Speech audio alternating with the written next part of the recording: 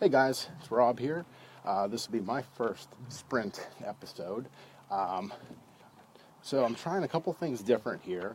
I usually record on computer with my headset and all of that stuff. Right now I'm actually out for a walk with the little guy, and I wanted to see the headset had flaked out during the marathon. That's why I wasn't able to have all my clips. I had some, but then they faded out. But I believe everything's dried out and is working correctly again at this point. The test sounded good. So anyways, the two things that I'm going to just go over today, one is kind of important, one is not important whatsoever. So we'll start there. I've been talking about, I've been using, Run Bet, Step Bet, etc. Well, the Run Bet, I use my Garmin watch and I use the run setting. Right now, I'm actually testing two different variables, because you guys have heard me say, I'm curious if, hey, I think I can walk like a 14, 15-minute mile, but, you go out and come off of a run segment, get onto a walk, and, you're bound to be going a little bit faster. So I'm actually just walking, but a good, comfortable pace, pushing it a little bit, and obviously I'm pushing a stroller. And my first mile was right at a 15. And I'm just curious to see what the pace is. Now, the reason why I bring that up is, and I'm saying I use the run setting, I'm saying I use, I'm testing this, and that's because the Run Bet qualifications say that you have to run under an 18-minute mile. So yesterday I went out for a run, used my watch, did it on a run setting, ran the first half mile, and then walked part of it, and it counted it. Basically I have to be under an 18-minute mile pace, and I have to be over 30 minutes. So there's not a distance qualification. I go out and literally I had one run where I did 3 or 3.5 miles, but it was like 28 minutes and 30 seconds. It was a minute 30 shy, so it didn't count. I don't know if any of you guys are using these apps, but that's why I'm testing today to see. I'm using my watch on a walk setting, but I'm still obviously going to go the 30 minutes, and I'm beating the pace that they said I have to beat. I want to see if that syncs on the back end. This will only be a few minutes, 8 or 10 minutes, this clip here, so I won't have the answer now, but I will have it, and I will pop it up either in the group, or I'll put it out there, Monday on the show. Like, one of the first things I'll say is, hey, the answer to the question is, that way you guys will know that. Like I said, that's one of those things that's not big enough for a whole show, and it's hard to remember to knock all these things off the list, but if anyone's out there doing stuff, want to make sure you're getting credit for what you're doing. The other thing is, John and I watched, based on John's recommendation, the movie, the documentary, Magic Pill, and I really liked it. John really liked it. We may or may not cover it on another show, but we don't want to consistently sit down and just, talk about movies and continue to circle the same topics. So the reason why I'm saying that it's important is we highly recommend that you guys go out and watch it. It talks about the keto diet, and the best way that I could say it, like even my description to John was, I really liked it.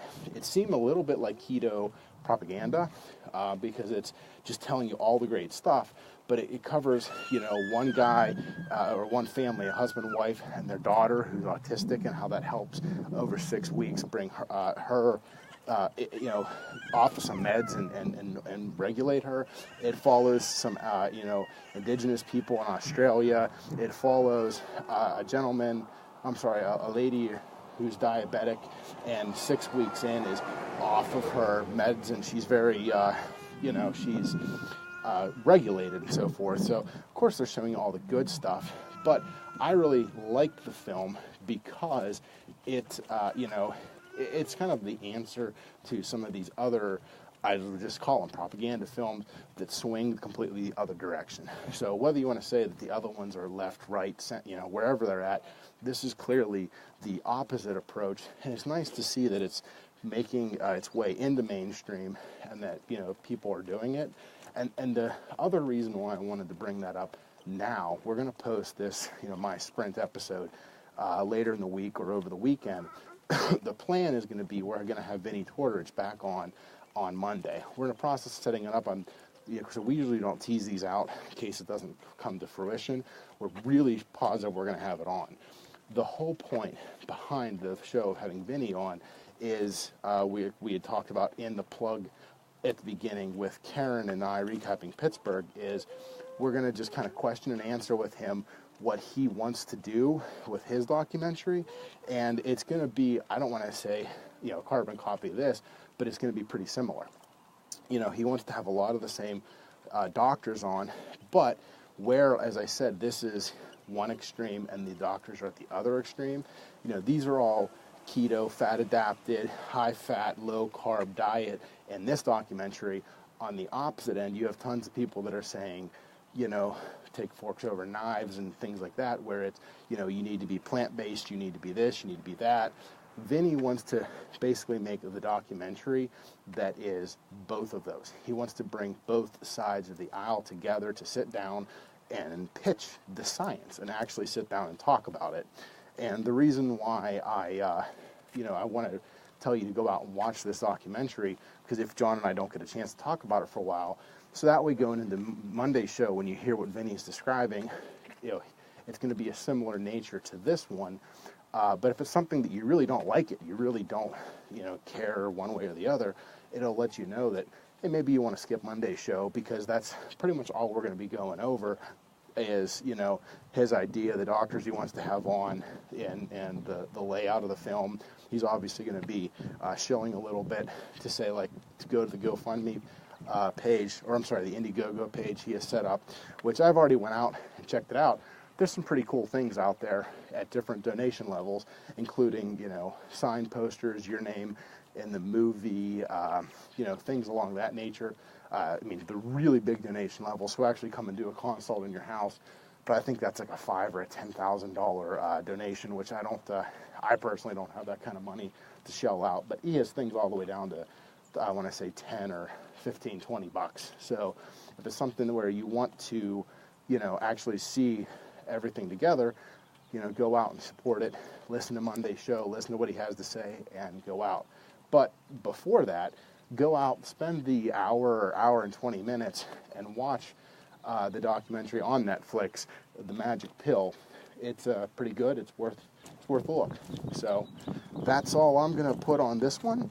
If you guys, if you like this, one of the things John and I were talking about is, John, data guy, pays attention to the number of downloads. How many downloads, how many streams, where are our numbers, are they going up, and so forth. And one of the questions that we don't have an answer to based on the, just the data, it just tells us the numbers, is where you're at. You guys are obviously listening. Maybe, give us a shout out. Let us know, who you are, where you're at in the, whether it's in the Facebook group or whether you want to hit John and I directly. It's John at enduranceforeveryone.com or Rob at enduranceforeveryone.com. I think he has Team E4E as well. I'm not sure which one that is, but if you put any of those things in, or even just direct message us on Facebook, you can get in contact with us pretty easily. Just want to hear what you guys have to say, what you like, what you don't like, so we can continue to give the content that you guys are going to continue to find value in. So that's it for now. Talk to you later.